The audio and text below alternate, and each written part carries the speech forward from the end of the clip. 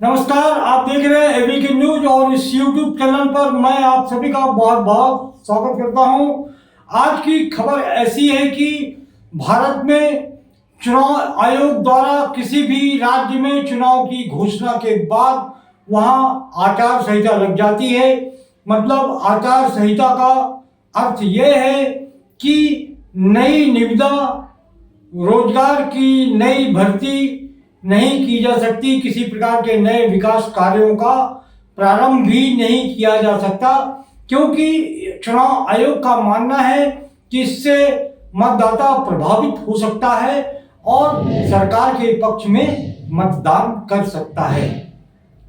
ठीक है, यह चुनाव आचार संहिता का नियम है, लेकिन देश में कई वर्षों से चुनाव आचार संहिता का उल्लंघन मतदान के दौरान राजनीतिक दलों द्वारा किया जा रहा है। सभी राजनीतिक दल मतदान के बीच में ही अपने घोषणा पत्र जारी करते हैं और उसमें मतदाताओं को कई तरह के लुभावने प्रलोभन दिए जाते हैं, जिससे कि मतदाता प्रभावित होकर उन्हें वोट देता है। क्या यह आचार संहिता का उल्लंघन नहीं है?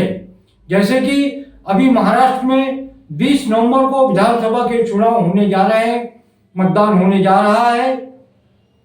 भारतीय जनता पार्टी महायुति से लेकर कांग्रेस महाअघाड़ी तक अपने घोषणा पत्रों के माध्यम से मतदाताओं को तरह तरह के लुभावने प्रलोभन दे रहे हैं और मतदाता इसमें फंस भी रहे हैं।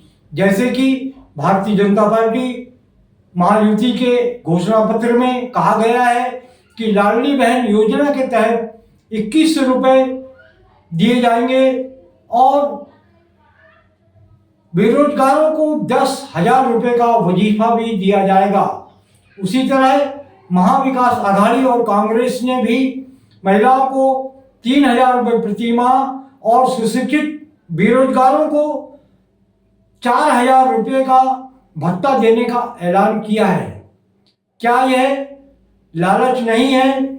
यह मतदाताओं को लालच नहीं दिया जा रहा? क्या मतदाता इससे प्रभावित नहीं होता है? यह तो भारतीय निर्वाचन आयोग को सोचना चाहिए, क्योंकि वहां पर बहुत बड़े बड़े विद्वान बैठे हैं जो कि आचार संहिता का निर्धारण करते हैं।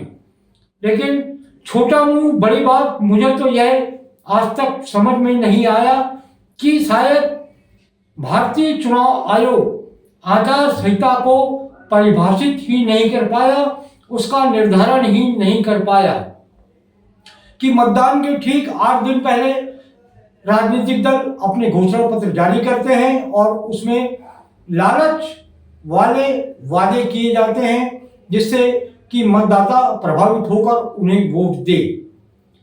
मुझे जहाँ तक समझ में आता है कि देश में बहुत बड़े बड़े विद्वान हैं, चुनाव आयोग में बहुत बड़े इंटेलिजेंट ऑफिसर हैं, आईपीएस हैं, आईएएस हैं, लेकिन चुनाव आचार संहिता का सही तरह की परिभाषा और उसका निर्धारण नहीं किया गया, मुझे लगता है। एबीके न्यूज में आज बस इतना ही। देखते रहिए एबीके न्यूज। नमस्कार।